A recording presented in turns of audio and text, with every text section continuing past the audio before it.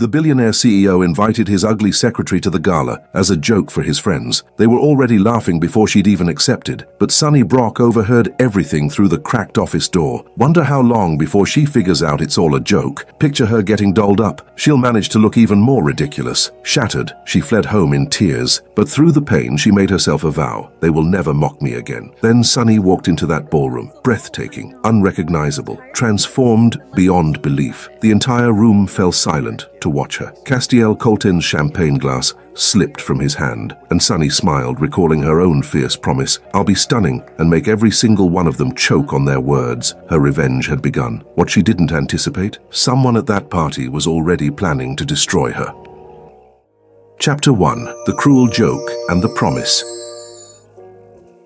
Sunny Brock pushed her heavy frames up the bridge of her nose yet again that morning, while sorting through financial reports spread across the glass surface of the executive desk. By day's end, those same lenses would leave their usual angry red imprints on her skin, followed by the dull throb behind her eyes she'd come to expect. She'd attempted contact lenses once years ago, but her eyes had rebelled so violently against them that she'd sworn off the experiment entirely. 3 years at Colton Enterprises had somehow managed to feel both endless and fleeting, a paradox she couldn't quite articulate even in the privacy of her own thoughts. The paycheck was generous, the responsibilities stimulating in ways she appreciated, yet none of that could erase the shadow that had followed her since adolescence and now haunted the gleaming corridors of the 15th floor. Ugly Sunny. That particular cruelty had been christened when she was barely 12, when boys had mocked her appearance with the thoughtless brutality only children possess. Back then, she could at least take refuge in the school library or pretend the whispered insults didn't reach her ears. Now, at 26, the nickname had made the journey from schoolyard to boardroom, settling into the professional world with the same quiet, devastating precision. Her wardrobe consisted entirely of ill-fitting garments because she'd never mastered the art of selecting cuts that might complement her frame. Her dull brown hair hung limp against her shoulders, untouched by professional hands for longer than she cared to remember. It wasn't a question of finances, but rather some complicated mixture of resignation and terror at attempting change, only to fail spectacularly. Sunny, I'll need those Horizon merger contracts before 3. Castiel Colton's voice sliced through the office, quiet like a blade through silk, and she felt that old familiar constriction in her ribcage that accompanied every interaction with him. At 34, Castiel embodied everything she wasn't. Tall, poised,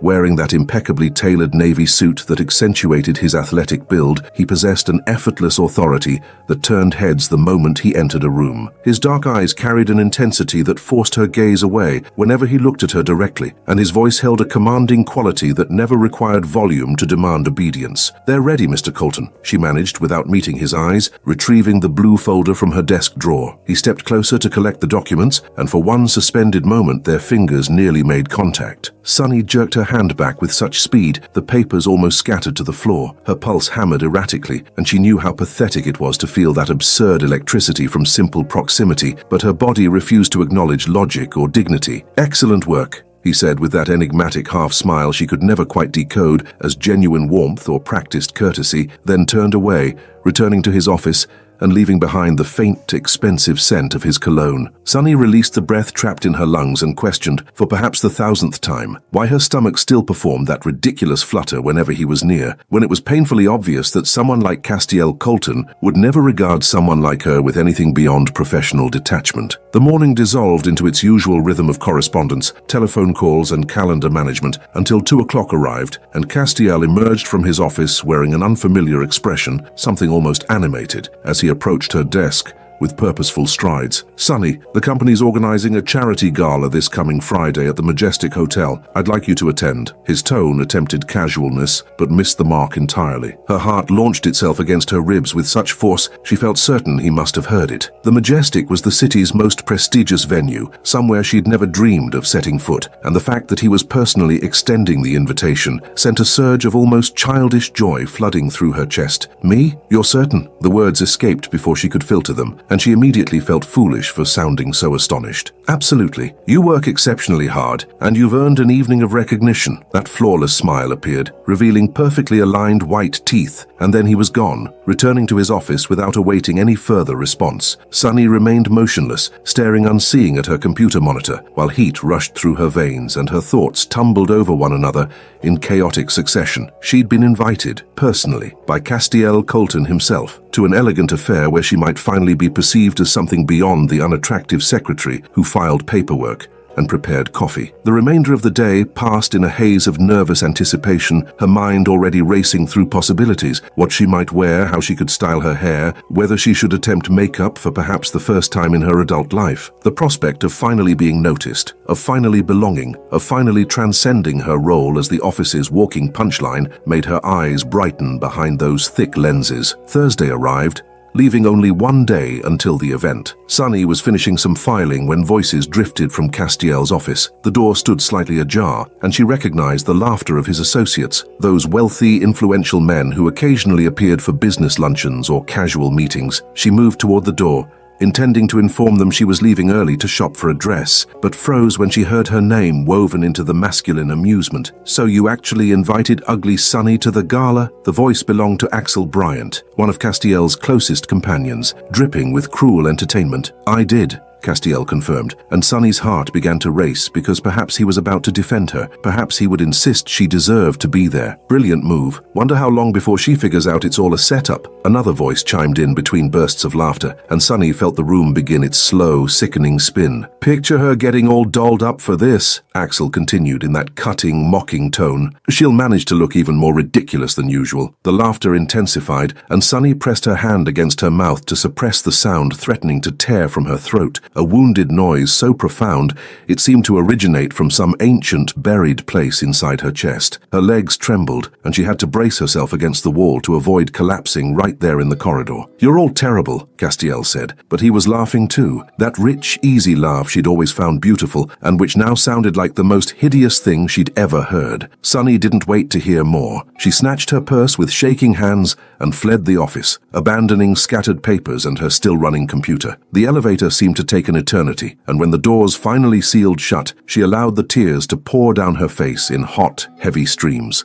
The journey to the apartment she shared with her sister Sella became a blur of lights and pedestrians and noise that failed to register because the agony in her chest consumed every available space. The words replayed endlessly in her mind, like a damaged recording stuck on repeat. "Joke, pathetic, ugly Sunny." When she arrived home, Sella was curled up in the living room with a fashion magazine, looking up with her characteristic warm smile, a smile that died instantly when she saw her sister's expression. "Sunny, what's wrong?" She sprang to her feet, crossing to where Sunny stood frozen in the doorway, still gripping her purse like a lifeline.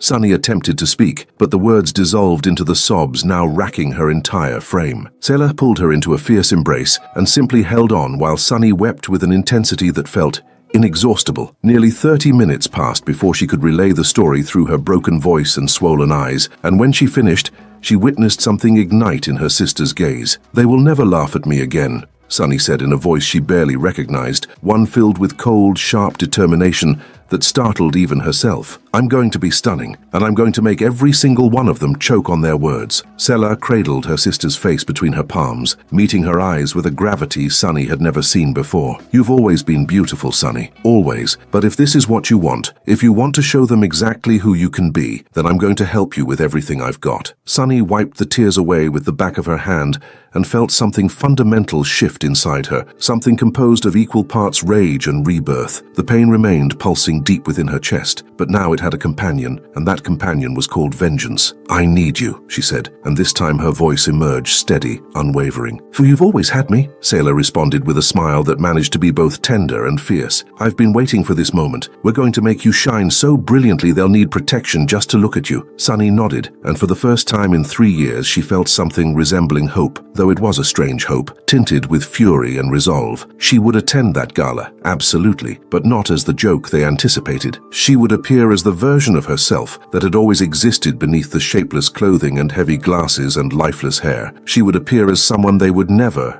ever forget. And Castiel Colton was going to choke on his champagne when he watched her walk into that ballroom, because Sunny Brock had just made herself a promise and she had absolutely no intention of breaking it. The transformation would begin tomorrow morning and wouldn't cease until she was utterly unrecognizable, until she became everything they never imagined she could be. Chapter 2: The Total Transformation.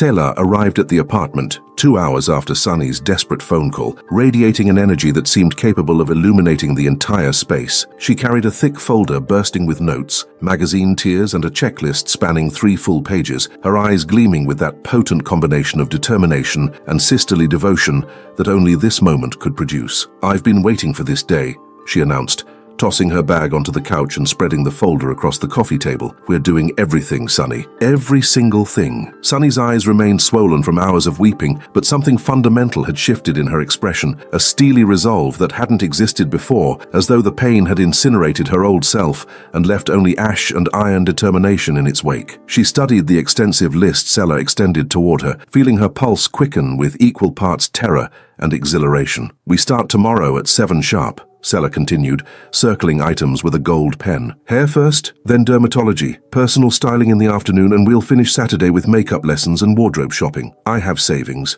Sunny said, her voice still raw and scratchy. 3 years of spending nothing beyond necessities builds up a decent reserve. Selah smiled, grasping her sister's hand with a firm, reassuring pressure. "This isn't about finances. This is about you finally permitting yourself to radiate. You've always been beautiful. You just needed someone to show you how to amplify it." The following morning found Sunny seated in a swivel chair at the city's most prestigious salon, while 3 professionals examined her hair beneath blazingly bright lights. The lead stylist, a man named Vincent who spoke rapidly and gestured even faster, held strands of her hair with almost reverential care. "We're working with an exceptional blank canvas," he told his assistant, while running fingers through the dull brown strands. "Layered cut for movement, honey and caramel highlights for warmth, intensive reconstruction treatment, because these fibers are desperately crying for rescue." Sunny remained silent, uncertain what response would be appropriate, but felt Selah's encouraging squeeze on her shoulder. The subsequent 4 hours became a dizzying montage of scissors, brushes, dye bowls emitting pungent chemical scents, and conversations she barely tracked, because she was too consumed by the terror and anticipation swelling in her chest. When Vincent finally rotated the chair toward the mirror, Sunny caught her breath and momentarily failed to recognize the woman staring back. Her hair now cascaded in soft, lustrous waves to her shoulders, and the highlights created dimensional depth that transformed her face entirely, more refined, more delicate. "Oh my God," she whispered, watching Selah's eyes fill with tears in the reflection. "Told you," Selah managed through her choked voice. "You just needed enhancement." Their next destination was the dermatology clinic, where Dr. Helena examined Sunny's face using an illuminated magnifying device and documented observations on a sleek silver tablet. She possessed that efficient, no-nonsense demeanor of someone who'd evaluated thousands of faces and understood precisely what each required.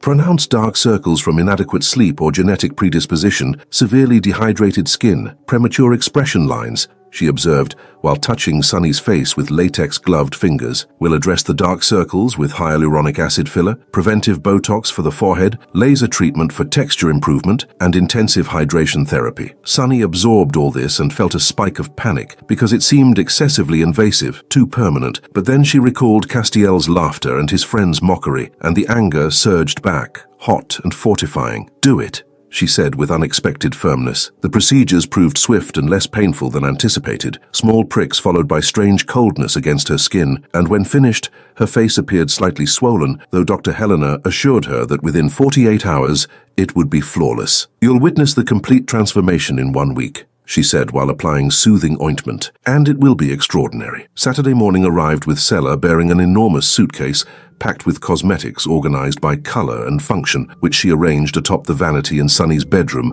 like a scientist preparing laboratory equipment. "Makeup isn't concealment, it's enhancement of what already exists," she began, while lining up brushes of varying sizes. "You possess large eyes, sculpted cheekbones, and full lips. We simply need to teach you how to work with these assets." The following 3 hours became an intensive masterclass covering primers, foundations, concealers, contouring, blushes, eyeshadows, eyeliners, and lipsticks. Selah explained each step with boundless patience while demonstrating blending techniques, depth creation, eye-opening methods, and Sunny absorbed everything with the focused concentration she typically reserved for complex financial analyses. "Your skin has cool undertones, so shades like pink, purple, and blue will be more flattering than oranges," Selah explained, while applying rose-tinted blush to her cheeks. "And for eyes, brown and bronze tones will make that green absolutely pop, Sunny observed in the mirror as each cosmetic layer transformed her face into something simultaneously familiar and utterly novel.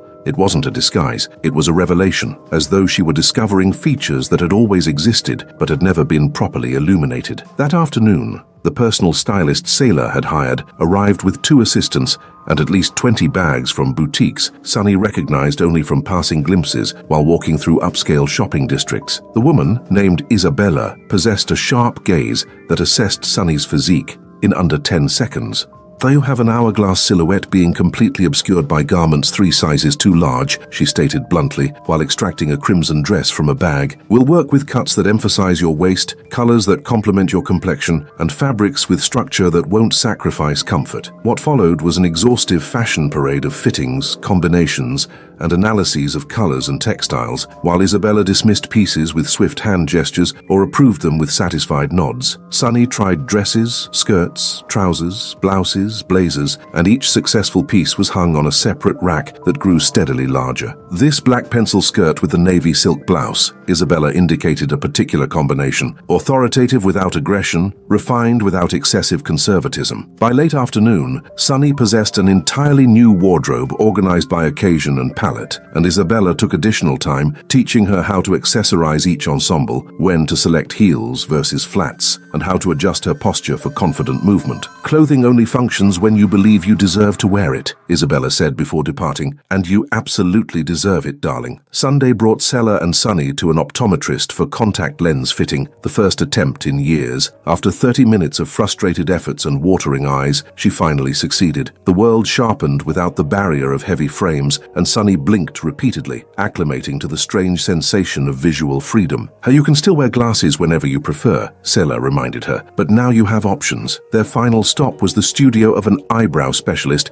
who worked with tweezers, wax, and tinting until Sunny's brows possessed a perfect arch that opened her gaze in almost dramatic fashion. Each individual change seemed minor in isolation, but collectively they created a transformation impossible to dismiss. Monday morning arrived, 1 full week after the desperate call to Sella, and Sunny stood before the full-length mirror in her bedroom, wearing one of Isabella's selected outfits. The tailored grey trousers cinched at her waist and elongated her legs. The white silk blouse featured a cut that flattered her shoulders without excessive revelation, and the medium-height black heels balanced the entire look. Her hair fell in controlled waves, the makeup appeared subtle yet transformative, and the contact lenses made her green eyes remarkably prominent. She could scarcely believe the woman in the mirror was the same person who'd been sobbing desperately on the living room floor 1 week prior. The doorbell chimed, and Sunny opened it to discover Rose Martinez, her closest friend since university, standing there with a bag of coffee and croissants. Rose looked at her, and the bag literally slipped from her grasp, hitting the hallway floor. "Sunny?" The voice emerged as an incredulous whisper. "Is that actually you? Oh my God." Sunny smiled, feeling warm satisfaction flood through her entire being. "It's me." Rose entered, still visibly shocked,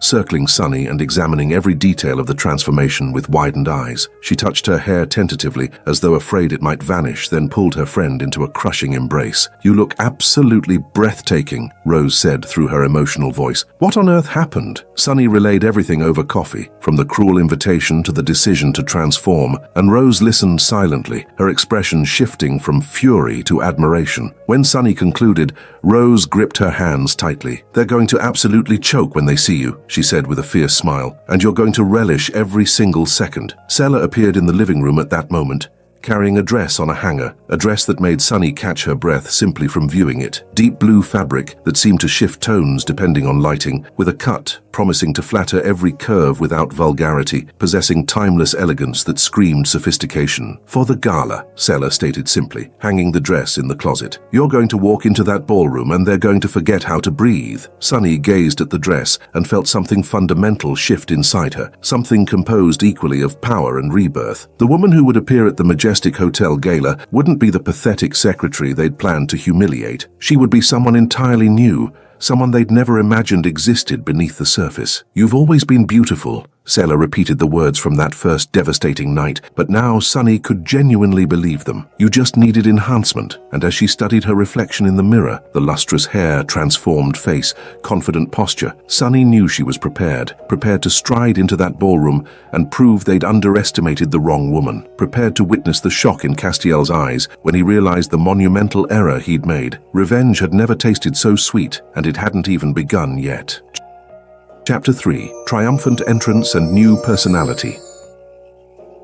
The majestic hotel blazed like an enormous jewel at the city's heart, its neoclassical facade bathed in golden illumination that created striking contrast against the dark, Friday evening sky. Sunny emerged from the Uber with trembling legs inside her 4-inch heels, but Selah's steadying hand on her arm served as both anchor and reminder that she wasn't facing this moment alone. Deep breath. Remember exactly why you're doing this, Selah murmured, while adjusting the delicate strap of the blue dress that shimmered beneath the entrance lighting. Walk in there and reveal to every single one of them who you truly are. Sunny nodded, inhaling deeply as cool night air filled her lungs and adrenaline surged hot through her bloodstream. The deep blue gown draped flawlessly across her figure, cinching at her waist and following her curves in ways she'd never experienced, while her hair fell in loose waves, enhanced by the strategic highlights Selah had spent an hour perfecting. Her makeup was impeccable, eyes subtly yet intensely lined, lips in a rosy nude shade that elongated her face, and the understated jewelry Selah had loaned completed the ensemble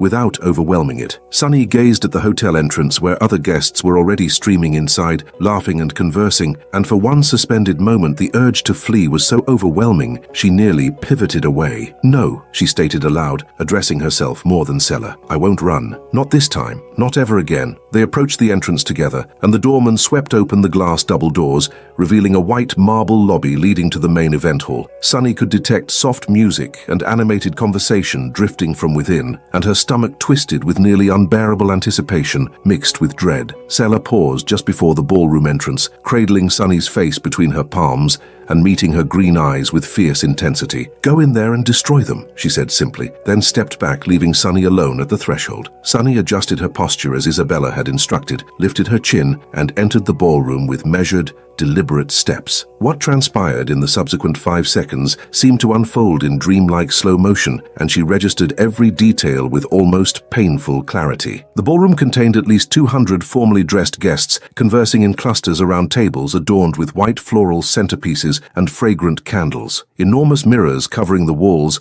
reflected light from crystal chandeliers suspended from the soaring ceiling, while a band performed soft jazz on a platform positioned in the right corner. But none of that registered because the precise instant Sunny crossed the threshold, conversations began dying one by one, like sequential dominoes collapsing. Heads turned, people froze mid-gesture, and within 10 seconds the entire ballroom had fallen into absolute silence. Sunny continued forward with her heart hammering so violently she felt certain everyone could hear it, but she maintained neutral composure and upright carriage while feeling the weight of hundreds of gazes. Her heels created rhythmic percussion against the marble flooring, and the dress swayed gently with each step, creating an almost hypnotic effect. Across the ballroom near the champagne station, she spotted Castiel holding a glass while conversing with Axel and 2 other men she recognized from the office. He wore a black suit with a dark blue tie and projected that relaxed demeanor of someone completely comfortable in any setting, but when his eyes found hers, everything transformed. The glass slipped from Castiel's grip and shattered against the floor, champagne spreading across the marble, but he didn't even glance downward. His dark eyes remained locked on Sunny with such profound shock that his eyebrows lifted and his mouth parted slightly. "That cannot possibly be the same person," someone whispered near the bar. "She's absolutely stunning," another man responded in a hushed voice that wasn't hushed enough. Sunny continued toward their cluster without breaking eye contact. Witnessing the precise moment, recognition flooded Castiel's features. His eyes widened further, and he stepped forward as though to speak, but no sound emerged. Axel stood completely frozen with his drink suspended halfway to his lips, while the other 2 men stared at her as though witnessing an apparition. Sunny halted approximately 10 feet from the group and allowed a small, controlled smile to curve her lips. "Good evening, Mr. Colton," she said, her voice gentle yet sufficiently clear for surrounding guests to hear. "I appreciate the invitation." Castiel's voice failed twice before finally producing sound. "Sunny, can that actually be you?" "Of course," she responded, maintaining her light tone while ensuring the gleam in her eyes communicated she understood precisely the impact she was generating. Who else would it be? The entire ballroom remained suspended in silence, observing the exchange, and Sunny could sense the electric tension as people struggled to process the impossible transformation they'd just witnessed. She noticed Miranda Frost near one of the tables, wearing an expression of pure astonishment mixed with envy, and the satisfaction Sunny experienced was almost intoxicating. "You look utterly transformed," Castiel finally managed, his voice carrying unmistakable admiration. "Thank you," Sunny replied simply, before pivoting and walking toward the bar, leaving the cluster of men still paralyzed in her wake. The remainder of the evening became a dizzying succession of admiring glances, men approaching for conversation, and constant attention Sunny had never previously experienced. She absorbed each gaze as validation, and each compliment as balm for wounds left by years of humiliation. Rose materialized beside her at some point, with a triumphant smile and champagne flutes in both hands. "You absolutely slayed," she said, extending a glass. "They literally forgot how to breathe when you made your entrance." Sunny accepted the champagne and sipped, feeling bubbles burst against her tongue while surveying the ballroom. Castiel continued glancing in her direction periodically, always quickly averting his gaze when she caught him watching, and the power dynamic had shifted completely in ways she'd never imagined possible. But something peculiar began manifesting in the weeks following the gala. Sunny found herself increasingly consumed by her own appearance in ways transcending simple vanity or self-care. She woke an hour earlier daily to achieve flawless makeup and select optimal outfits, and began checking her reflection in every mirrored surface she encountered. Her Instagram transformed into a meticulously curated gallery of photographs in pastel and rose tones where each image was edited to perfection, and she spent hours selecting ideal filters and crafting impactful captions. The YouTube videos she watched before sleep consisted exclusively of makeup tutorials and skincare guidance, and her bookshelf that once housed literature now overflowed with palettes and brushes. "Have you seen the new Rare Beauty blush formula?" she asked Rose during lunch the Monday following the gala. "The texture is phenomenal, and the pigmentation lasts the entire day without requiring touch-ups." Rose observed her with an odd expression while picking at her salad with minimal interest. "Sunny, we were discussing the promotion you didn't get at work," she said carefully. "Remember? The position that went to Miranda." "Oh, right," Sunny responded distractedly, while examining her makeup in a compact mirror. "But don't you think this contour appears slightly excessive in natural lighting?" Rose placed her fork on the plate with unnecessarily loud impact, finally capturing Sunny's attention. "You've changed," Rose said, and something resembling concern colored her voice. "And not merely your appearance. You're altered internally as well." Sunny snapped the mirror shut and regarded her friend with defensive hostility she didn't even recognize in herself. "Changed how? More self-assured, more attractive? Those should be positive developments." "Colder," Rose replied bluntly, "more calculating. You barely acknowledge me when I discuss anything beyond cosmetics or fashion or brand comparisons." Sunny felt something constrict in her chest, but forcefully suppressed the sensation. "I've simply learned to value myself properly," she said, her voice harder than intended. "Apologies if that troubles you." The conversation died there, and they finished lunch in strained silence, but Sunny couldn't stop contemplating Rose's words even after returning to the office. She attempted concentrating on reports, but her mind kept returning to the wounded expression on her friend's face. Thursday of that week, Castiel finally attempted an approach. He appeared at Sunny's desk as the workday concluded when most employees had departed, standing with hands in his dress pants pockets while regarding her with an expression she couldn't interpret. "You've transformed," he said, his voice carrying admiration blended with what resembled confusion. Sunny saved the file she was working on and rotated her chair to face him,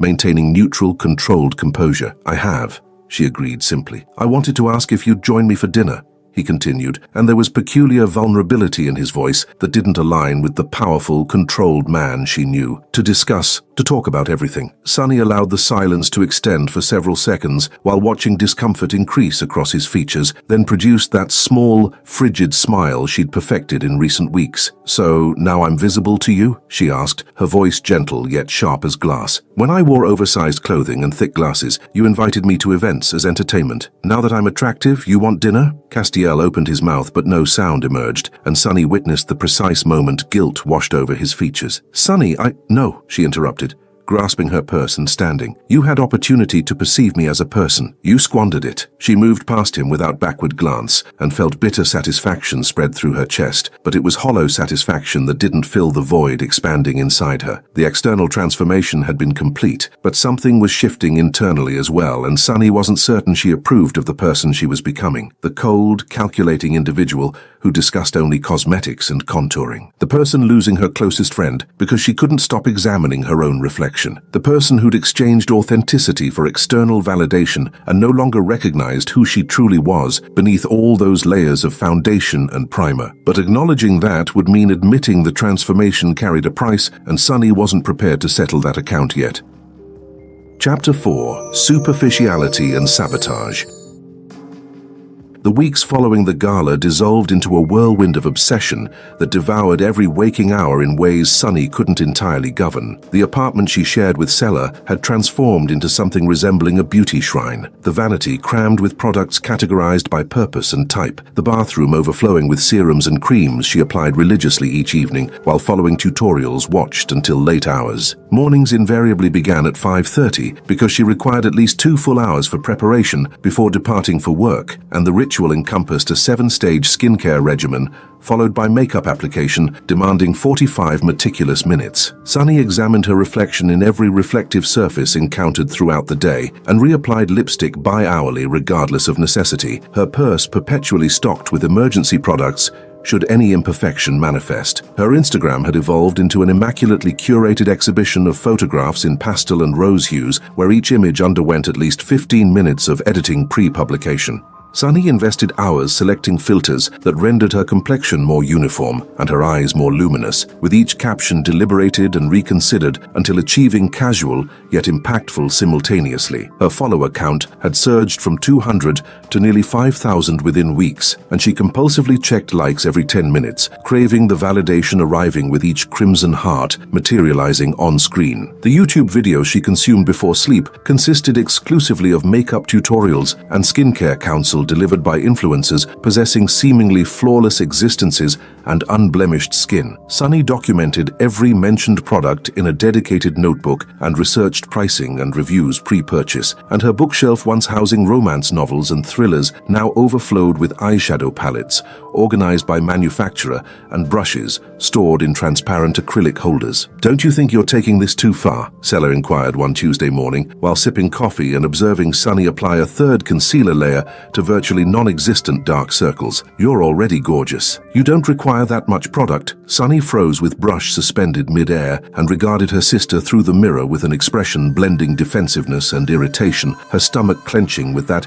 uncomfortable sensation of being criticized by the person who should offer unconditional support. "You're the one who taught me all of this," she responded, her voice colder than intended, as she resumed applying concealer with precise strokes. "Now you're claiming it's excessive. I taught you enhancement, not concealment of your authentic self," Sela stated carefully while stirring her coffee without direct eye contact, genuine concern coloring her voice that Sunny refused to acknowledge. "Lately it feels like you're hiding behind all this makeup rather than using it for genuine confidence." Sunny didn't respond because her sister's words had struck something painful and truthful deep within her chest, but instead of processing what she was experiencing, she simply applied additional blush to her cheekbones and redirected conversation, asking whether Sela had noticed the new liquid lipstick collection arriving at Sephora. The reality was she no longer understood how to inhabit her former self and feared discovering that version might never return, and focusing on contouring and primers proved easier than confronting that terrifying prospect. At the office, dynamics had grown tense in different ways because Sunny now received excessive attention from people who'd previously ignored her entirely, and this disturbed certain colleagues who perceived her transformation as threat or personal offense. Miranda Frost proved most vocal in her disapproval, initiating increasingly direct and cruel commentary about Sunny's new appearance whenever opportunity arose before other people. "That's particularly heavy makeup today, Sunny," Miranda announced loudly during a morning meeting while everyone was still settling into the conference room and organizing materials. "Are you targeting someone specific's attention, or do you simply enjoy looking overdone?" Those present fell into awkward silence, some gazing downward and feigning intense interest in papers before them, and Sunny felt heat rush to her face as all eyes eventually pivoted toward her awaiting reaction. She maintained neutral composure, despite her heart hammering excessively inside her chest and fingers gripping her pen with sufficient force to whiten her knuckles. "I simply enjoy self-care, Miranda," she replied, her voice controlled yet with dangerous gleam in her eyes, communicating she wouldn't tolerate provocation passively. "You should attempt it sometime instead of criticizing those who do." Miranda flushed to the roots of her bleached blonde hair and opened her mouth to deliver something probably more vicious, but Castiel entered the room at that precise moment, carrying a brown leather portfolio, and the meeting commenced before the situation could escalate further. Sunny attempted concentrating on numbers and charts displayed on the expansive screen, but fury still pulsed through her veins.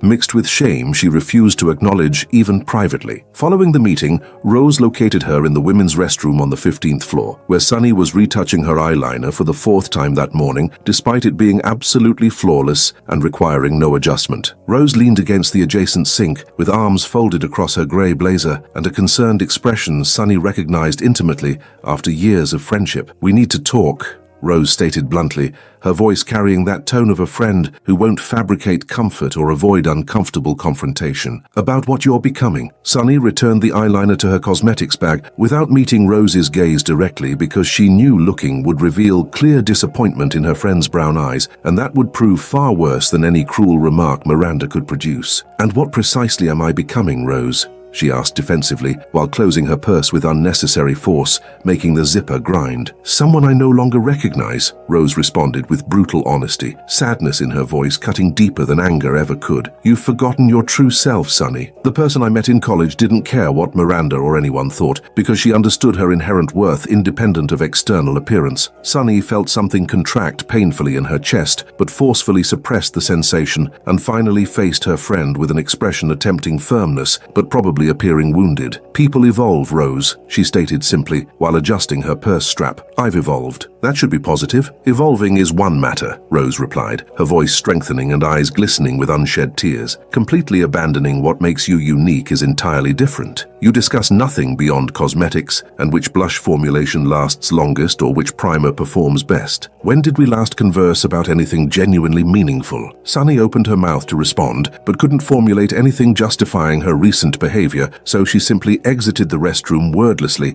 and spent the remainder of the day avoiding Rose because the conversation had touched matters she absolutely wasn't prepared to confront or process. The harsh, undeniable truth was she knew instinctively that Rose was correct, but admitting it aloud would mean acknowledging the transformation she'd fought for carried emotional costs unforeseen when initiating this journey. Rose's reconnection attempts persisted during the following week, but Sunny systematically evaded all opportunities for genuine conversation. When her friends suggested lunch together, she fabricated excuses about excessive reports requiring completion, and when Rose sent messages proposing weekend movies like their former custom, she responded with vague emojis and never confirmed concrete arrangements. The distance between them expanded with each passing day, and Sunny could sense the friendship unraveling, like aged fabric being pulled at seams, but wounded pride and refusal to admit error proved too powerful to permit surrender and apology. The following Friday brought another company celebration commemorating closure of a significant Horizon contract requiring months of intensive negotiations, and Sunny invested hours selecting the perfect dress for the occasion because she knew Miranda would attend and she absolutely couldn't appear anything less than flawless. She selected an emerald green design featuring delicate pearl necklace sewn into the neckline, forming elegant patterns and accentuating her eye color almost dramatically, with makeup meticulously planned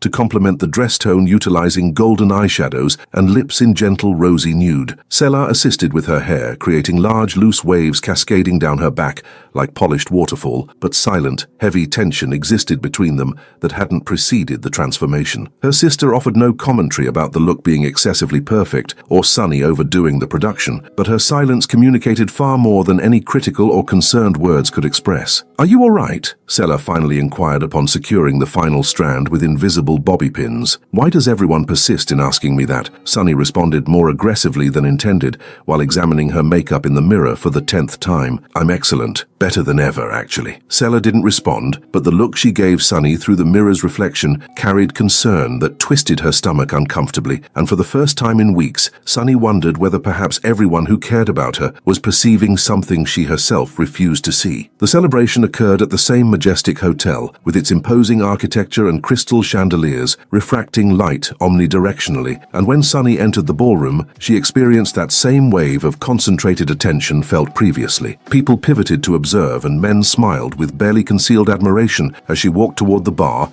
where champagne flutes were arranged in perfect rows on silver trays. But this time, the anticipated satisfaction from such attention was strangely blended with something hollow and empty she couldn't identify. Miranda stood near the canapé buffet conversing with two other women from the finance department, and upon seeing Sunny enter the ballroom, her expression hardened into a mask of pure envy and barely disguised fury, distorting her typically controlled features. Sunny feigned ignorance of the venomous look and claimed a champagne glass at the bar, attempting to relax her tense shoulders and enjoy the evening, but electric tension saturated the air, raising the hair on her neck in anticipation of something malevolent about to transpire. "You look absolutely stunning," a male voice stated beside her, and Sunny turned to discover an unfamiliar man smiling with excessively obvious and uncomfortable interest. She thanked him politely with automatic smile that didn't reach her eyes and evaded conversation, with some excuse about needing to greet people, because she possessed zero patience for superficial and hollow interactions with strangers interested solely in external packaging. Sunny proceeded toward the outdoor terrace, where fresh night air might clear her head, beginning to ache slightly at the temples. But passing near the buffet, she felt someone collide with her deliberately and forcefully. Before she could react or comprehend what was occurring, absolutely freezing liquid was being hurled directly at her face and body with sufficient force to expel air from her lungs. Sunny choked from physical shock and icy temperature, and when she finally managed opening her stinging eyes, she witnessed Miranda standing directly before her, gripping an empty ice bucket, with an expression of cruel and triumphant satisfaction that nauseated her. The ice water had completely saturated the emerald green dress, now clinging to her body uncomfortably and heavily, and the hair Selah had spent an hour styling dripped water contaminated with makeup running down her face in black and brown streaks. Sunny raised trembling hands from cold and shock and touched her face, feeling the pasty texture of foundation mixed with mascara and eyeliner dissolving beneath her fingers. The entire ballroom descended into silence so absolute you could hear water droplets falling from her dress and striking the marble floor, and Sunny detected muffled gasps of shock and disbelief as people processed the surreal scene unfolding before them. She glanced downward with vision blurred by forming tears and observed that water had completely destroyed the dress, now stained and deformed, adhering against her frozen skin. "Overdone and desperate," Miranda proclaimed in voice loud and clear enough for everyone in the ballroom to hear every poisonous syllable. "Seeking attention with all this ridiculous and pathetic production. Now everyone can witness what you truly are beneath all that makeup mask concealing the truth." And then, with swift and cruel motion, Miranda grasped the delicate pearl necklace sewn into the dress neckline and yanked violently enough to tear the beads off individually. The pearls scattered across the polished marble floor, rolling in all directions, while the sound of them striking hard surfaces echoed through the deadly silence like gunfire, and Sunny stood completely paralyzed, feeling humiliation burn far stronger and deeper than any physical pain could ever burn. The makeup streamed down her face in black rivers of mascara and brown eyeshadow and beige foundation, creating a grotesque effect she could sense but not observe, and when she brought her hand to her face, her fingers returned contaminated with the pasty mixture of products requiring 45 minutes to apply flawlessly. Her hair dripped ice water down her back, saturating the ruined dress further, and Sunny felt her knees weaken as the reality of what had just transpired finally penetrated through initial shock. Those surrounding began whispering among themselves with hands covering mouths in false concern, and Sunny noticed some cell phones being raised discreetly to capture photographs and videos of the public humiliation moment that would certainly appear on social media before she could even exit that location. The exposure was total and devastating in ways that rendered even Castiel's cruel joke insignificant by comparison. Rose materialized from the crowd, observing as though witnessing a slow-motion car accident, her face flushed with contained anger as she walked directly to Sunny with determined steps. She removed the silk shawl draped across her shoulders and attempted covering her friend with it in a gesture of protection and care, then gently grasped Sunny's arm,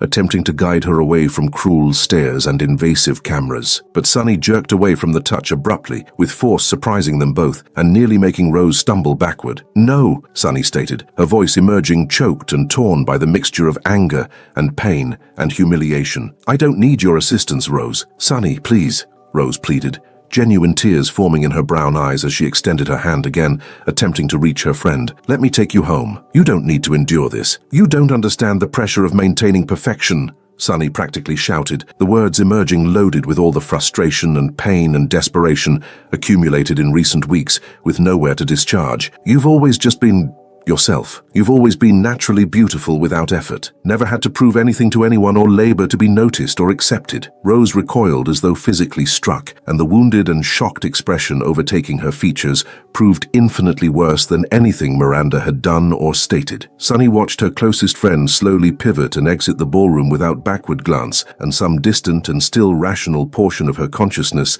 screamed that she'd just committed a terrible and possibly irreversible error. But wounded pride and blinding anger and crushing pain proved too strong and too consuming to permit her to pursue Rose and apologize and admit complete wrongness. Sunny remained there in the ballroom's center, dripping contaminated water and dissolved makeup while people continued staring and whispering and photographing as though she were a circus attraction, and for the first time since the transformation commenced, she wished she could simply vanish and never confront anyone ever again.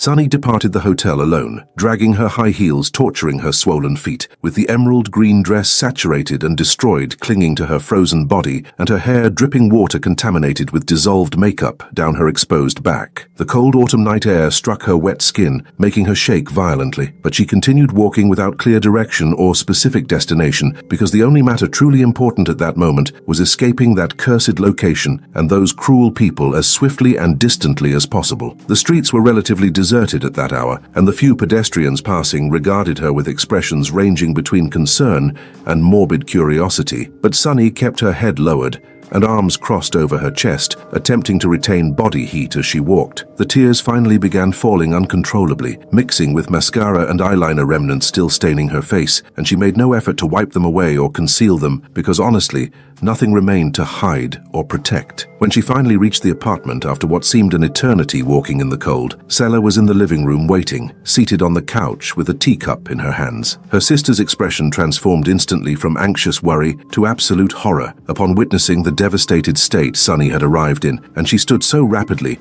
the tea nearly spilled on the beige rug. "Oh my God, Sunny, what happened?" Sela asked, while rushing to her and attempting to embrace her trembling sister. But Sunny withdrew from the offered embrace with the same automatic rejection given Rose, because accepting comfort at that moment would mean admitting defeat, and she still wasn't prepared to be that vulnerable even before her own sister. "I just wanted to be beautiful," Sunny stated, her voice completely shattered as tears fell harder and harder. "I just wanted them to stop laughing at me and treat me like a person deserving respect. That's all I wanted." Sela grasped her shoulders firmly, ignoring the resistance, and looked directly into her green eyes, now crimson from excessive crying, with an intensity cutting through all the fog of pain and anger and self-pity. "You've always been beautiful, Sunny," she said, her voice firm yet incredibly gentle simultaneously. "Always. But you're becoming ugly internally with all this obsession and superficiality, and that's infinitely worse than anything you ever were before the transformation." The words struck like a punch directly to the stomach, expelling all air from her lungs, and Sunny felt her legs finally genuinely weaken. She allowed herself to collapse onto the couch haphazardly and covered her face with her frozen and contaminated hands as she sobbed with violent intensity, shaking her entire body. And for the first time since she'd overheard that cruel conversation behind the office door weeks ago, she seriously questioned whether the revenge and the transformation and all the temporary satisfaction had truly been worthwhile ultimately. Rose wasn't communicating with her anymore, and probably never would after what Sunny had stated in the ballroom. Sela was clearly disappointed and concerned about the person her sister was becoming. Miranda had managed to humiliate her publicly in the most devastating way before hundreds of witnesses and cell phone cameras, and the worst aspect of all this was that Sunny had become precisely the type of superficial and hollow and cruel person she'd always profoundly despised, and now she possessed no comprehension of how to reverse course and repair everything she'd shattered in the process. The external transformation had been complete and even spectacular according to all objective beauty standards, but the emotional and relational price had been losing the only people who genuinely cared about her authentically and not merely about the attractive packaging, and Sunny was finally beginning to realize that no quantity of expensive makeup or designer clothing or Instagram followers could ever fill the void expanding increasingly larger inside her chest. The beauty she'd conquered with such effort and pain was rapidly becoming an elegant and suffocating prison from which she possessed no idea how to escape, and sitting there on the couch saturated and destroyed and completely alone, Sunny finally understood that she'd lost herself entirely amid all that transformation. Chapter 5: Danger and Rescue. A week following the public humiliation at the Majestic Hotel, Sunny still avoided departing the apartment on weekends and spent most hours confined to her bedroom, staring at the white ceiling, unable to locate motivation to accomplish absolutely anything. The destroyed emerald green gown hung in the closet as a persistent reminder of the catastrophe her existence had become, and she still hadn't discovered the strength to discard it or even remove it from view. Selah knocked on the door periodically, bringing meals Sunny barely acknowledged and posing gentle questions receiving monosyllabic responses, but her sister had learned against forcing conversations when she recognized Sunny simply wasn't prepared to process everything that had transpired. Rose hadn't transmitted any messages since the gala evening, and her silence proved more agonizing than any words of fury or disappointment could be. At work, Sunny reverted to wearing less conspicuous clothing and more understated makeup, attempting to pass unnoticed through the corridors, but it proved impossible to ignore the curious glances and whispers trailing her everywhere. Miranda navigated the office, wearing a permanent smile of satisfaction across her features, and Sunny made deliberate efforts avoiding her whenever she spotted the woman approaching because she didn't trust herself to maintain composure if forced to interact directly. Wednesday of the subsequent week, a notification materialized on Sunny's phone announcing another company celebration scheduled for Friday evening at an exclusive downtown club. It was an informal networking occasion celebrating the quarter's partnerships, and attendance was technically voluntary, but everyone understood that appearing was practically obligatory for anyone desiring to be taken seriously professionally. Sunny examined the digital invitation extensively, feeling her stomach revolt at the concept of confronting all those people again, but then she contemplated how much worse remaining home alone would be, knowing everyone would be present, probably commenting on her absence, and concluded that attending would constitute the lesser of two evils. "Are you certain you want to do this?" Selah inquired Thursday evening when Sunny casually mentioned she was attending the celebration. "No one will criticize you if you don't appear. I need to go," Sunny responded with determination she didn't entirely possess. "I can't permit Miranda to believe she completely demolished me." Friday, Sunny selected a simple, refined black dress that didn't attract excessive attention but still generated minimal confidence, and applied light makeup that enhanced without exaggeration. She arrived at the club at 8 in the evening, and the electronic music pulsated so intensely you could sense the vibration in the dark wooden flooring, with colored illumination rotating and creating hypnotic patterns on the walls and soaring ceiling. The venue was crowded with Colton Enterprises employees conversing in animated clusters around elevated tables, and Sunny claimed a drink at the bar, attempting to appear relaxed despite tense musculature. She spotted Castiel across the room conversing with several executives, and when their eyes connected momentarily, he appeared to want to approach, but she swiftly averted her gaze and proceeded in the opposite direction. "Sunny, what a pleasant surprise seeing you here," a male voice stated beside her, and she pivoted to discover Axel Bryant smiling with that artificial charm that had always irritated her, even before overhearing him laugh at the cruel joke Castiel had orchestrated. He was tall with blonde hair slicked backward, with excessively shiny gel, and wore a grey suit fitting too snugly on his broad shoulders. "Hello, Axel," she responded, with forced courtesy, because she didn't desire creating a scene, but also possessed no interest in conversing with him. "You look gorgeous as always," he said, moving closer than necessary, and Sunny detected the potent scent of whiskey on his breath mixed with expensive cologne. "May I purchase you a drink?" Sunny was preparing to decline, but then a peculiar and somewhat vindictive notion crossed her mind. Axel was among Castiel's closest associates and had laughed when hearing about the cruel invitation,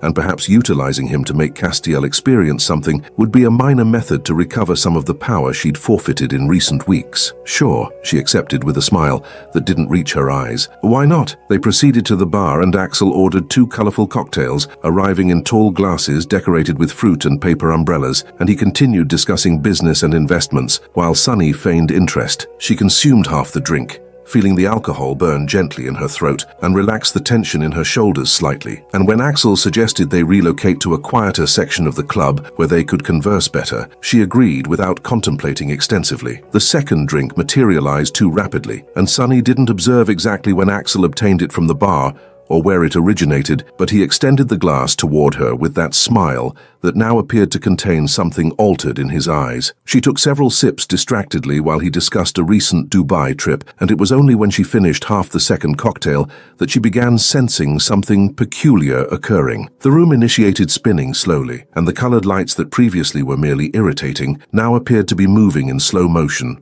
leaving luminous trails in the air, and Sunny blinked repeatedly, attempting to focus her vision, but everything remained blurred and distorted. The surrounding sounds became muffled as though she was submerged underwater, and her legs began trembling in ways unrelated to high heels. "You all right?" Axel inquired, but his voice sounded distant and strange, and when Sunny attempted answering, her tongue was excessively heavy, and the words emerged jumbled and nonsensical. "I don't know. I feel strange," she managed, stating as she leaned against the wall because the floor appeared to be tilting dangerously. "You drank too rapidly," Axel said, grasping her arm tightly and guiding her away from the club's main area. "Come along, there are some private rooms upstairs where you can rest briefly." Some distant and still functioning portion of Sunny's brain screamed that this was wrong and that she shouldn't accompany him anywhere, but her body wasn't obeying commands, and she found herself being practically transported down a dark, narrow corridor leading to the club's second floor. Axel's steps echoed on the wooden flooring, and Sunny attempted pulling her arm, but her strength had completely vanished. "Wait, we need to return," she murmured with thick tongue and increasingly confused and disconnected thoughts. "Relax, you simply need to recline briefly," Axel replied, opening a door leading to a small room with a king-size bed covered in white sheets and low, reddish illumination. He gently pushed her inside and closed the door behind them with a click that sounded far louder than it should. Sunny felt panic begin expanding through the chemical fog, clouding her mind, and she attempted walking toward the door, but her feet tangled, and she nearly collapsed to the floor. Axel held her by the waist and pulled her backward, with his hands moving to places they shouldn't be touching, and Sunny attempted pushing him, but it was like attempting to move a solid wall with hands made of cotton. "Stop! Please stop!" she pleaded, feeling tears begin streaming down her face as terror cut through the confusion. "You accompanied me because you desired to," Axel said, his voice different now, darker and more dangerous. "Don't be theatrical." The door opened with such force that it struck the wall with a crash, and Castiel materialized in the doorway with an expression on his face that Sunny had never witnessed before. His dark eyes were almost black with rage, and his hands were closed in fists so tight that his knuckles turned white, and he crossed the room in 3 long strides before Axel could even react. "Remove your hands from her immediately," Castiel said, his voice so low and dangerous that the air in the room appeared to cool instantly. Axel released Sunny so rapidly that she stumbled to the side and would have fallen if Castiel hadn't caught her by the arm, maintaining her upright, and then he turned all his attention to the man who had been his friend.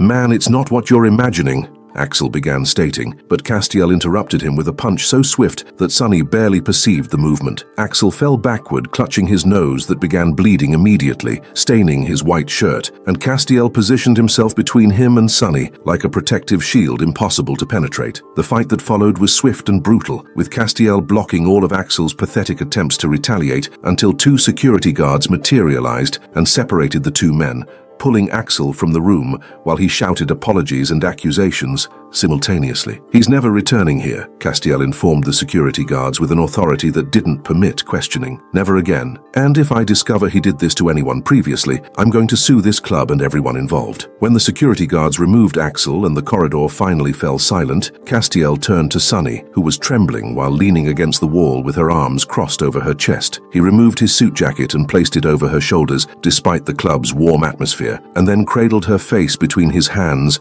with a delicacy that contrasted completely with the violence he'd displayed seconds before. "Are you all right? Did he hurt you?" Castiel asked, his voice still tense but infinitely softer now. Sunny shook her head negatively because the words wouldn't emerge, but the tears continued falling silent and hot down her face, and Castiel pulled her into a tight embrace where she finally allowed her body to shake completely. They remained like that for several minutes until her breathing calmed somewhat and the world ceased spinning so violently. "Come on, "I'm taking you home," Castiel said gently as he guided her from the club, ignoring the curious looks from people who had witnessed the commotion. His vehicle was a black SUV with beige leather interior, and he adjusted the passenger seat so Sunny could recline slightly, and then drove in silence through the city's illuminated streets while she gazed out the window, attempting to process everything that had occurred. The drug Axel had placed in her drink was still producing effects, making everything somewhat unreal and distant, but Castiel's solid and reliable presence beside her was like an anchor maintaining her connected to reality. When they arrived at the building where Sunny resided, Castiel turned off the engine and rotated to observe her with an expression mixing concern and something deeper that she couldn't identify in the confused state she occupied. "Can you walk independently, or do you want me to assist you upstairs?" he asked without any tone of judgment or impatience. Can you come up with me, please?" Sunny asked, her voice small and vulnerable because the concept of being alone at that moment was too terrifying. Castiel agreed immediately and assisted her exiting the car and walking to the elevator that transported them to the 8th floor where the apartment was located. Sailor wasn't home because she'd departed to spend the weekend with friends, and Sunny felt a mixture of relief and fear as she opened the door and activated the living room lights. "Do you want me to remain until you feel better?" Castiel offered, staying near the door as though not wanting to invade her space without explicit permission. "Yes, please stay," Sunny said, allowing herself to collapse on the couch and finally removing the shoes that had been torturing her feet for hours. Castiel sat on the opposite end of the couch, maintaining respectful distance, and waited in silence, while Sunny wiped away the tears that still occasionally fell. The drug was beginning to lose its effect, and mental clarity was slowly returning, bringing along all the shame and horror of what had nearly occurred. "I believed beauty would make everything simpler," Sunny finally stated, her voice broken and her eyes fixed on her own hands. "I believed if I became beautiful, people would respect me and I'd be happy and everything would be easier, but I nearly lost Rose because of it. Nearly lost the only genuine friendship I possessed. Rose is still there," Castiel said gently. "True friendships survive mistakes if you possess the courage to apologize. All I know how to discuss now is cosmetics," Sunny continued, and there was a self-pity in her voice she despised but couldn't control. "My Instagram feed transformed into a dollhouse full of edited photographs, and the YouTube I watch is merely tutorials on achieving perfect contouring. That's all I've become." Castiel released a low and surprisingly gentle laugh that made Sunny finally look directly at him, and there was something in his dark eyes that was different from everything she'd witnessed before in the months they'd worked together. "YouTube exclusively makeup tutorials? That's genuinely tragic," he said with that sharp humor but without cruelty. "The Sunny I've come to know through the reports you compose is far more interesting than that. You have a method of analyzing numbers that's almost artistic, and I've always wanted to ask where that skill originates." Sunny blinked in surprise because in all the months working for him, Castiel had never demonstrated he noticed anything beyond her appearance before or after the transformation, and hearing that he actually paid attention to her work was strangely comforting in ways she didn't anticipate. "I studied mathematics in college before switching to business administration," she replied, and for the first time in weeks, felt like discussing something that didn't involve beauty products. "I always enjoyed discovering patterns where other people only perceive random numbers." "I knew it," Castiel said with a small smile. "You can observe it in your reports. You possess a gift." They conversed for more than an hour about work and college and books they enjoyed and music they listened to, and it was the first authentic and genuine conversation they'd shared since the transformation had commenced. Sunny realized she was laughing at jokes Castiel made and sharing opinions without worrying whether she was stating the correct thing or appearing beautiful enough, and the sensation of simply being herself without all the layers of performance was liberating in ways she'd forgotten existed. When the clock struck 2 in the morning, Castiel finally rose from the couch and Sunny walked him to the door, feeling a profound gratitude that transcended simple words of thanks. "Thank you," she said anyway, "for everything, for rescuing me and for staying and for genuinely conversing with me." "You don't need to thank me for executing the basic decent thing as a human being," Castiel replied, and then hesitated for a second before continuing. "And Sunny, you're remarkable exactly as you are, with or without makeup, with or without all this production. I hope you can perceive that at some point." He departed the apartment, leaving Sunny standing there at the door, processing his words and feeling something begin to transform deep in her chest, where anger and pain had resided for so long. For the first time since she'd overheard that cruel joke, she questioned whether perhaps the problem had never been her appearance, but rather the fact that she'd given the wrong people the power to define her worth. And maybe, just maybe, it was possible to reclaim that power. Chapter 6: Balance and True Love.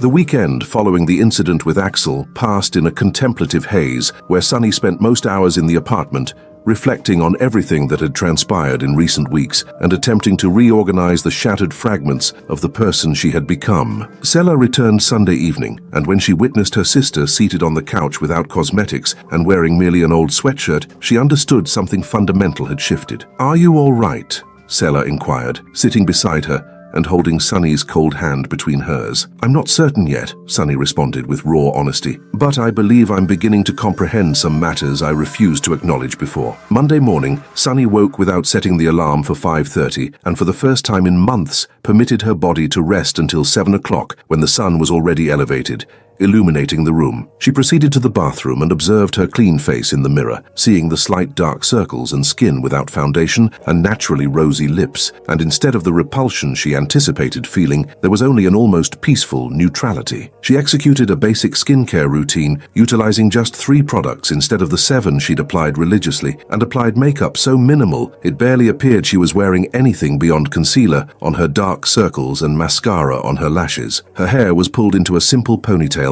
without the elaborate waves requiring 40 minutes to create, and when she dressed, she selected comfortable clothing that fit well but wasn't a complete production. At the office, some people glanced with curiosity at the more casual version of Sunny, but she ignored the looks and focused on the work that had accumulated while she was distracted with superficial obsessions. The numbers on the spreadsheets made sense again, and she discovered that old pleasure of identifying patterns and optimizing processes, and when she completed a particularly complex report, she felt genuine satisfaction, having nothing to do with appearance or external validation. At lunchtime, Sunny was exiting the elevator when she spotted Rose entering the cafe on the building's ground floor, and her heart raced with a mixture of hope and fear. She hesitated momentarily, contemplating turning back and avoiding the painful confrontation, but then she recalled Castiel's words about true friendships surviving mistakes if there was courage to apologize. "Rose," she called before she could lose her courage, and her friend turned with a cautious expression on her face. "Can we talk?"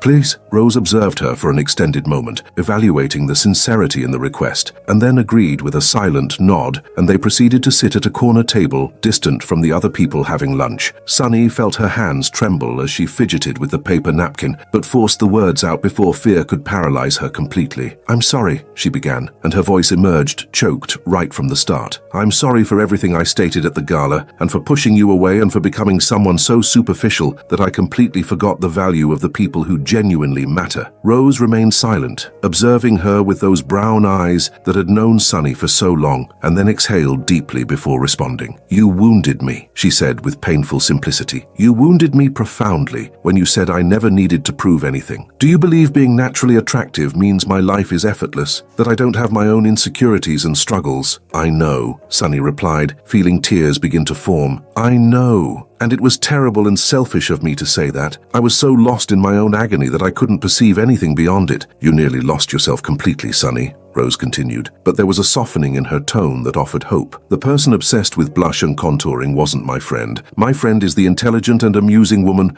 who loves mathematics and who cries watching terrible movies and who has an enormous heart when she lets people witness it." "Forgive me for nearly losing our friendship," Sunny said, and the tears finally fell as she extended her hand across the table. "You're the finest person I know, and I was a complete fool." Rose grasped her hand tightly, and a small smile finally materialized at the corner of her lips. "You genuinely were," she agreed, with that sharp humor Sunny had missed tremendously. "But I also nearly lost you, and that frightened me more than any argument." They conversed for more than an hour about everything that had occurred since the transformation, and Sunny told her about the incident with Axel and how Castiel had rescued her and remained conversing until late. And Rose listened to everything with genuine attention without judgment. When they finally rose to return to work, the embrace they shared was tight and comforting in ways that made Sunny realize how much she'd missed that authentic connection. Wednesday afternoon, Castiel requested to speak with Sunny privately, and they proceeded to the empty conference room at the corridor's end, where natural light entered through the large windows, creating geometric patterns on the light wooden floor. He closed the door and stood motionless for a moment, as though organizing difficult thoughts, and Sunny waited with her heart pounding hard because she wasn't certain what to anticipate. "I need to apologize to you," Castiel finally began, and his voice carried a vulnerability she'd never heard before. "A sincere apology without flimsy excuses for what I did." Sunny was prepared preparing to say it was acceptable, but he raised his hand, requesting she let him finish first. "I despise myself for not perceiving your inner beauty before the transformation," he continued, and there was an intensity in his dark eyes that made the air feel denser. "I despise myself for being so superficial and cruel to the point of orchestrating that idiotic joke just to impress friends who clearly aren't worth anything. You taught me that I was blind and petty, and that I was living in a bubble of privilege where I only saw people by their external packaging. Castiel,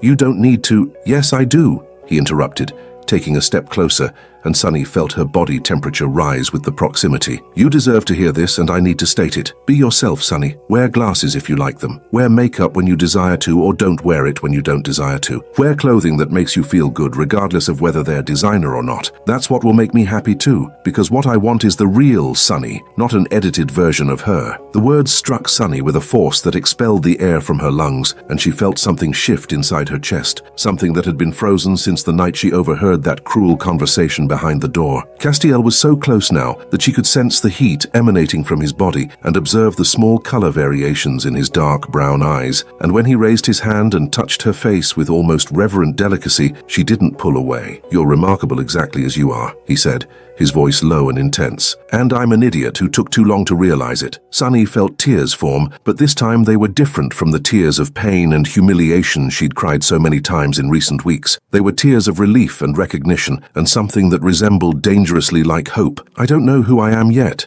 she admitted, her voice trembling slightly. "I spent so much time attempting to be what I believed everyone wanted me to be that I lost contact with the real person in the middle of all this." "Then discover it," Castiel replied, and his thumb traced a soft line on her cheek, wiping away a tear that had escaped. "Discover it in your own time and in your own way. And if you'll permit me, I want to be here while you do it." The tension between them was almost tangible, and Sunny felt her breathing become irregular when Castiel leaned slightly toward her, but then he stopped inches away, waiting for her to close the space if she desired to. And she desired to, she realized with surprising clarity. But she also understood she wasn't prepared yet because she needed to find herself before giving herself completely to someone. "I need time," she whispered, and witnessed immediate understanding in his eyes. "I have all the time in the world," Castiel replied, stepping back but maintaining his hand on her face for one more second before letting it fall. In the following weeks, Sunny initiated a slow and deliberate process of discovering who she genuinely was when all masks were removed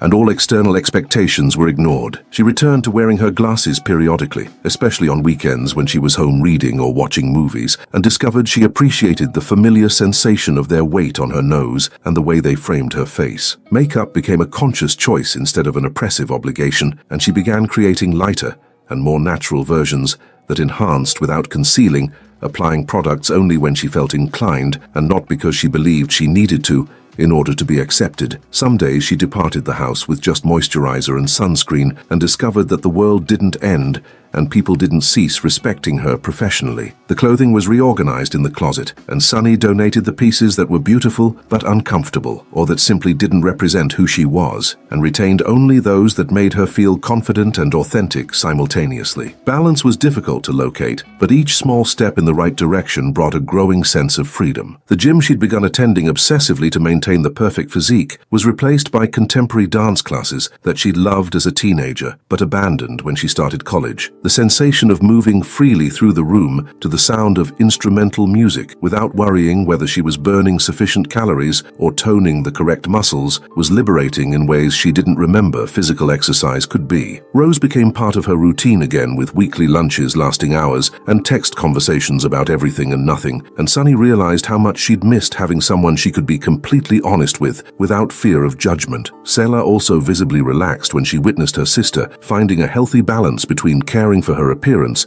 and not being consumed by it. Instagram continued existing, but the photographs were now less edited and more genuine, showing Sunny in real moments of life instead of just perfect poses in idealized settings, and the followers who remained were those who genuinely cared about authentic content. YouTube returned to including other types of videos besides makeup tutorials, and she rediscovered the pleasure of watching documentaries about mathematics and science.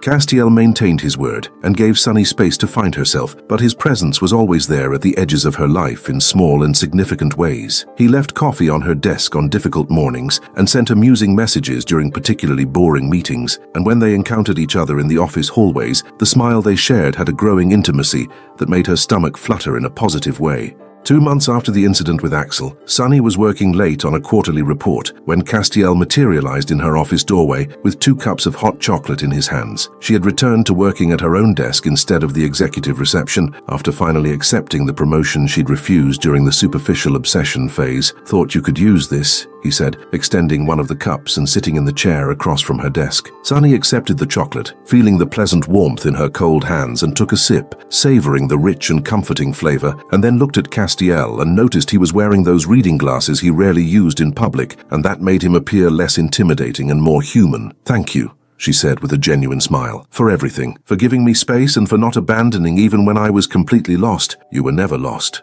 Castiel replied with that characteristic intensity in his eyes. "You were just attempting to find a path that made sense for you and not for others." They conversed for more than an hour about work and life and future plans while the office emptied around them, and when Castiel finally rose to leave, he hesitated near the door, observing her with an expression that mixed hope and vulnerability. "That time you requested," he began carefully. "Do you still need it?" Or Sunny rose from her chair and walked to where he was standing, feeling her heart pound hard but in an excited way instead of anxious, and when she got close enough to sense his warmth, she smiled with a confidence that came from a true place inside. "I think I've had sufficient time," she replied, and witnessed the smile spread across his face before the distance between them disappeared completely. The kiss was gentle and slow and full of a promise of things yet to come, and when they finally separated, Sunny realized that for the first time since the transformation had commenced, she was completely present in the moment, without worrying about how she looked or what people would think. "You're wearing your glasses," Castiel said when he stepped back enough to observe her, and there was something like admiration in his voice. "I am," Sunny confirmed, touching the frames with a smile. "I decided I like them after all." "I like them too," he replied, and the sincerity in the statement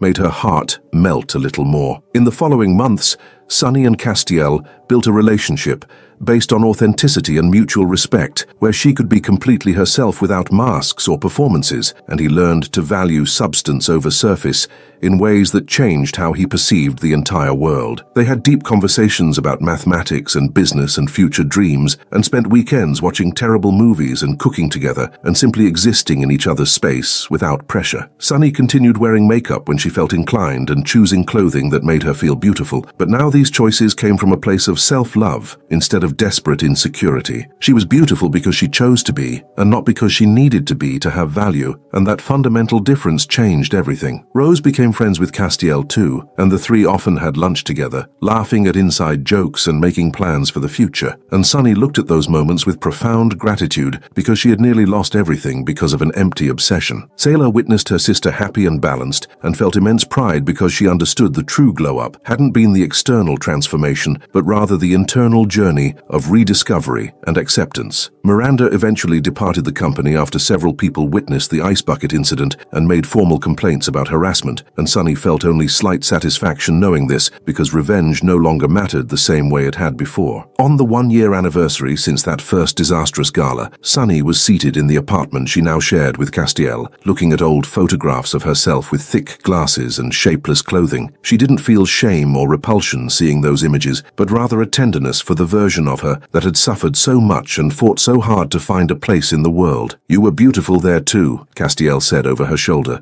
looking at the photographs. "I just didn't know it yet." "I know now," Sunny replied, turning to kiss him with that natural ease she'd developed, "and that's what matters." She was beautiful now, not because she had radically changed externally, but because she had finally learned to see herself through the eyes of those who truly loved her, including herself. The beauty that mattered came from within and reflected outward in subtle but transformative ways, and Sunny Brock had discovered that when you truly love yourself, the whole world lights up around you, and that was the true transformation that no amount of makeup or expensive clothing could ever purchase.